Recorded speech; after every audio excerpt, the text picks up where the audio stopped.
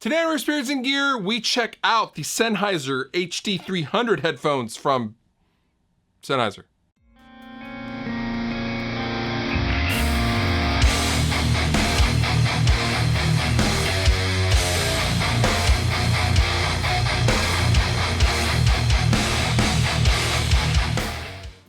I was really curious to check out the new HD300 headphones from Sennheiser because I am so familiar with the now classic HD280 headphones that a lot of us have. I've checked mixes on these headphones for years now, and I was curious to see what the main difference would be in relation to the 280. Now, the 280s are $99 and the HD300s are $199. So there's a little bit of a price hike, but I think you get a lot for your money. 2 days ago, I tracked vocals in this room for 8 straight hours, and I was using the HD300s the entire time. I know these are closed back, and closed back headphones typically can sound a little boxy, and maybe sometimes they're not super great at eliminating atmospheric sounds. The HD300 have neither one of those problems. The HD300s sound incredible. They're very smooth in the top end, and I would describe them as smooth and articulate with a tight bottom end, whereas I would describe the HD280 in comparison as a little bit of a crunchier headphone.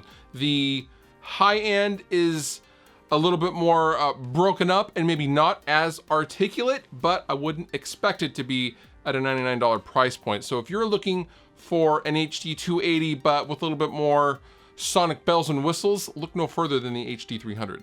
Now, like I mentioned, I used these for 8 straight hours. I found them to be incredibly comfortable the entire time. It's one of those headphones where you actually forget you have them on until you go to walk away, and then you're like, oh yeah, I have my headphones on. You've done it, don't lie. Now, another cool thing about the HD300s that I really appreciate is the fact that the connector is replaceable. There are 2 fasteners holding the connector in, but once you unscrew them, you can just simply unplug the headphones from the connector and replace it with another one if it becomes damaged or something like that. Now, the one thing I would change about the HD300 is I wish the cord was a little longer. I wish I had the cord from the 280. There's a little tiny section of coil, but the overall length is like 5.9 feet, basically 6 feet in length. Now, when you're already using a lot of that length to plug into your hardware on your desk, that doesn't leave you a ton of wiggle room, and I wish the cable was maybe 1 or 2 feet longer.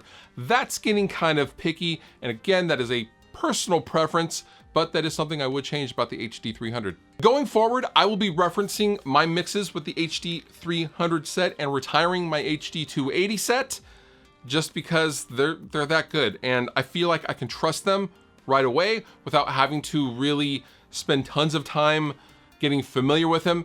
If you have used HD280s or any Sennheiser headphone for that matter, you will instantly feel familiar using the HD300s, and I highly recommend them. They've been really, really lovely to use in the studio while tracking all day long. All the pickable links down below in the description. You've been wonderful. I've been Fluff. Thank you so much for watching, and I will see you next time.